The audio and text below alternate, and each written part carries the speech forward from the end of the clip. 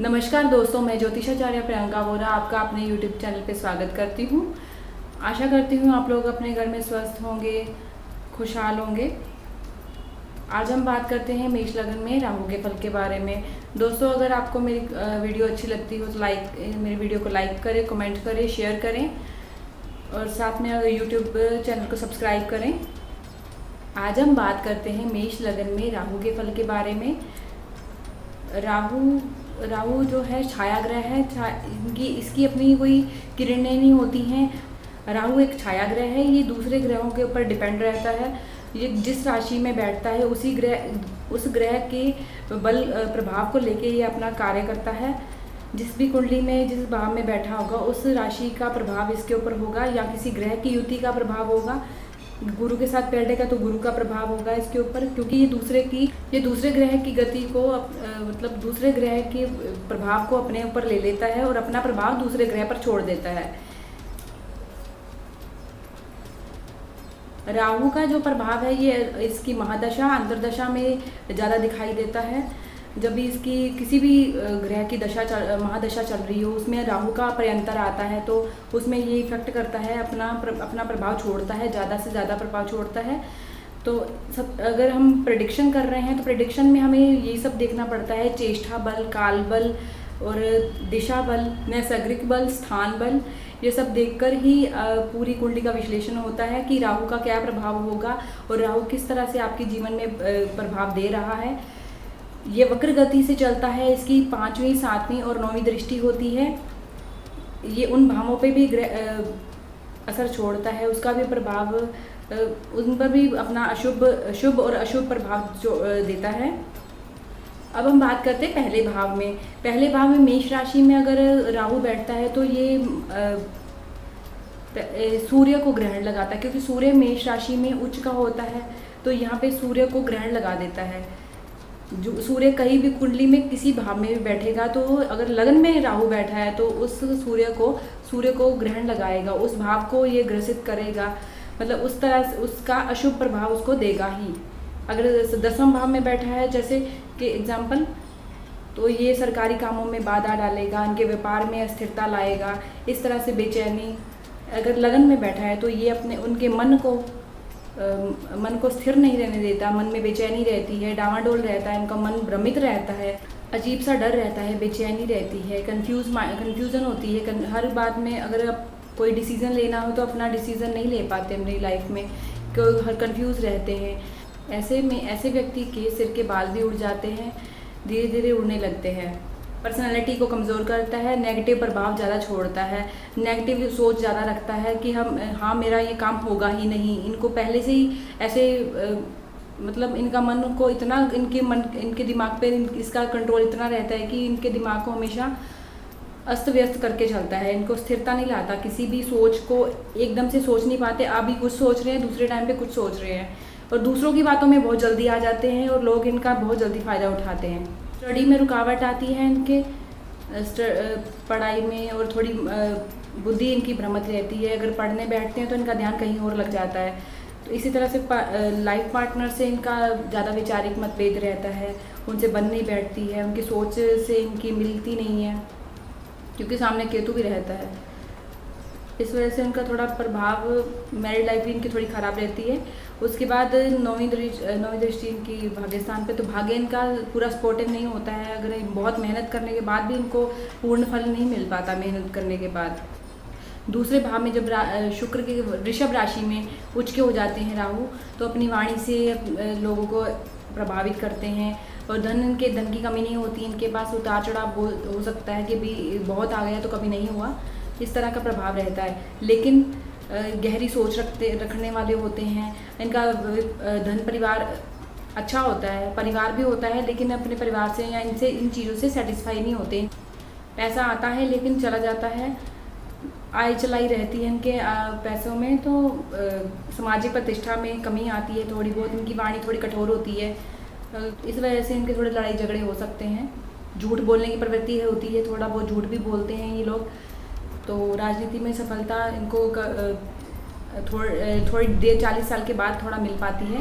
पिता की संपत्ति होती है, उसको लेने में भी इनको थोड़ी दिक्कत आती है। तीसरे भाव में राहु जब होते हैं अच्छा फल देते हैं, क्योंकि ये मिथुन राशि इनकी बुध की राशि है, तो यहाँ उच्च के हो जाते हैं। तो भाई बहनों से प्यार करने वाला होता है या पराक्रमी होता है, तो किसी से डरता नहीं, दलेर किस्म का इंसान होता है। तो अपनी मेहनत के बल पे अपना भाग्योदय करते हैं। व्यक्ति में उत्सुकता होती है कि वो अपना कार्य जल्दी जल्दी करे, उसका कार्यों में जल्दी जल्दी हो, हर काम को जल्दी जल्दी करके अपना लक्ष्य को प्राप्त करे, अपनी मेहनत के बल पे अपना भाग्योदय करते हैं। चतुर्थ भाव में कर्क राशि में जब राहु होते हैं तो ऐसा व्यक्ति के मन को बेचैन करते हैं, माँ के साथ मनमुटाव होता है, या माँ के सुख में कमी हो जाती है, माँ से दूरी बन जाती है। ऐसा व्यक्ति अपनी जन्म स्थान से दूर रहे तो ज़्यादा अच्छा रहता है, इनका भाग्योदय बाहर होता है। व्यापार अगर बाहर करे या विदेश में करे तो इनको लाभ प्राप्त होता है। खानदानी संपत्ति और वाहन वगैरह सुख में थोड़ी कमी आती है, इनको प्राप्त करने के लिए इनको थोड़ा दिक्कतों का सामना करना पड़ता है। व्यापार में स्थिरता नहीं मिल पाती इनको, थोड़े बदलाव होते रहते हैं इनके व्यापार में, कभी इन्होंने अपने वर्क को चेंज करते रहते हैं। पंचम भाव में सिंह राशि में जब परम शत्रु राशि में राहु होते हैं तो बच्चों के सुख में देरी करते हैं, मिसगैरेज होने की संभावना ज़्यादा होती है, अबॉर्शन हो जाते हैं, लेकिन बच्चे इनके देरी से होते ज़रूर हैं, देर सवेर होते हैं लेकिन होते ज़रूर हैं। दिक्कतें आती हैं बच्चों से संबंधित, इनकी पढ़ाई, बच्चों की पढ़ाई में या उनके फ्यूचर को लेके या उनकी शादी विवाह को लेकर इनको ज़्यादा टेंशन रहती है। सूर्य का घर है तो सूर्य की राशि सूर्य का घर है तो सूर्य को भी ग्रहण लगाता है, तो पिता के फल में थोड़ा कमी कर देगा, या पिता को स्वास्थ्य संबंधी परेशानी देता है, या सरकारी कामों में कोई दिक्कतें आती हैं, इनके कार्य नहीं पूरे होते।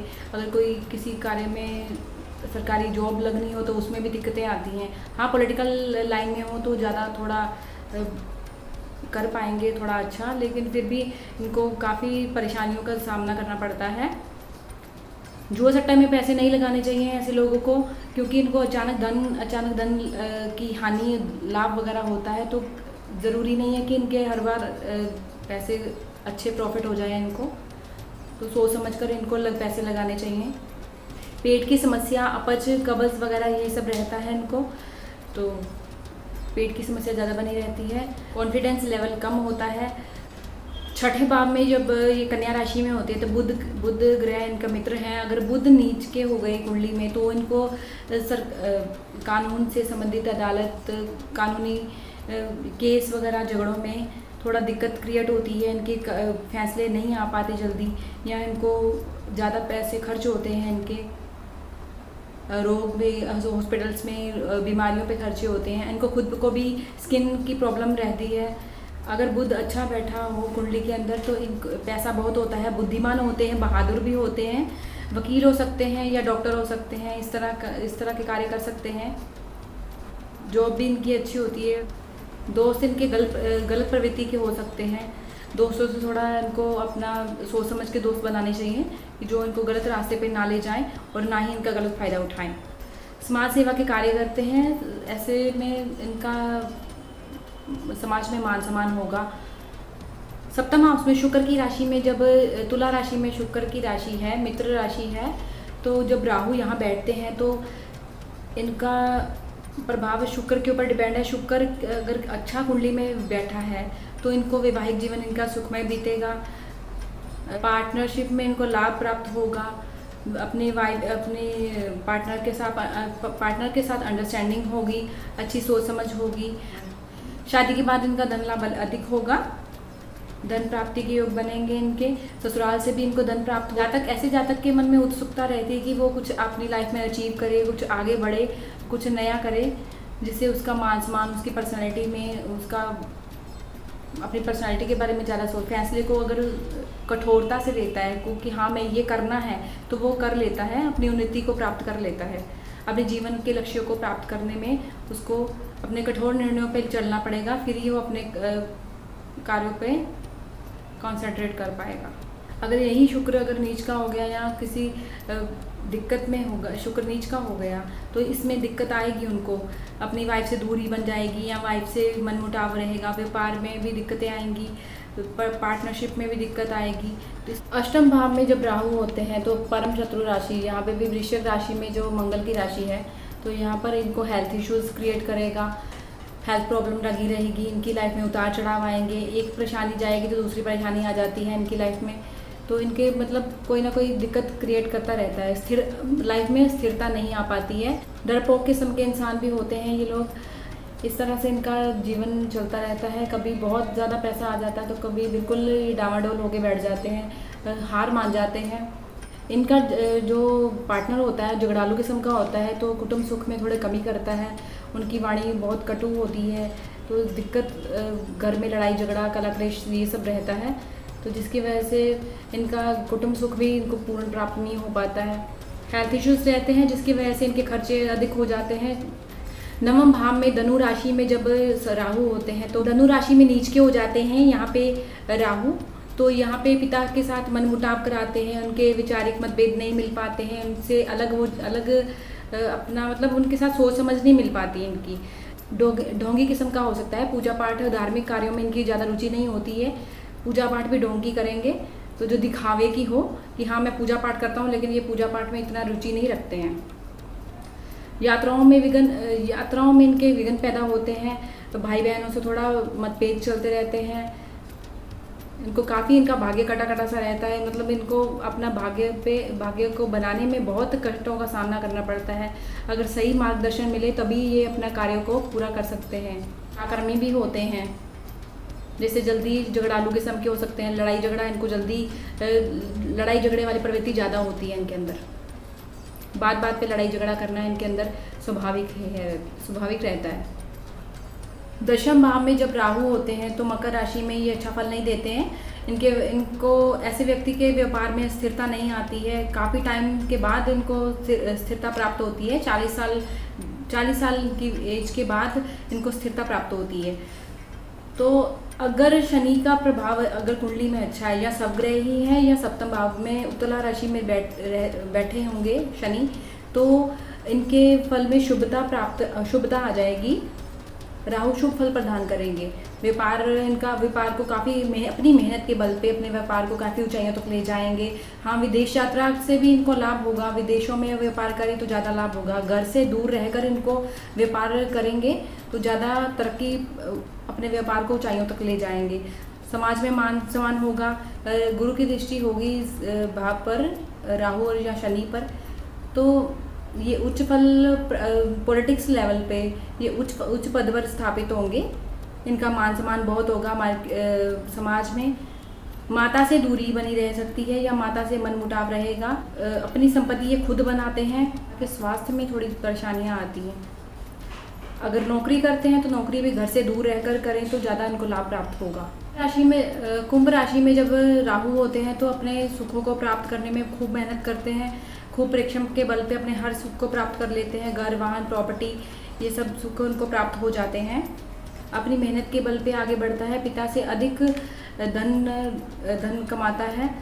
पढ़ाई में रुकावट आती है। अगर शनि का सपोर्ट मिल जाता है तो शनि भी अगर सवग्रही या उच्च होगा कुंडली के अंदर तो इनको काफ़ी सपोर्ट मिलेगी, उससे ये अपनी परिश्रम के बल पे करोड़पति तक बन सकते हैं।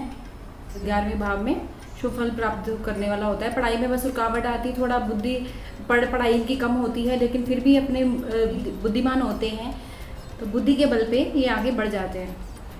मीन राशि में राहु थोड़ा भावुक किस्म का होता है, ये कभी कभी निराशावादी हो जाते हैं। ऐसे व्यक्ति जल्दी हार मान जाते हैं। कोर्ट कचहरी मुकदमे ये सब इनके लगे रहते हैं। अगर इनमें फंस गए तो बहुत मुश्किल से इनको बाहर निकलना पड़ता है। कर्ज की समस्या बनी रहती है। शत्रुओं से इनको शत्रु होते हैं, लेकिन उनका शत्रुओं का नाश करने वाले होते हैं। शत्रु को इनको पता होता है कि किस तरह से अपने शत्रु को हैंडल करना है।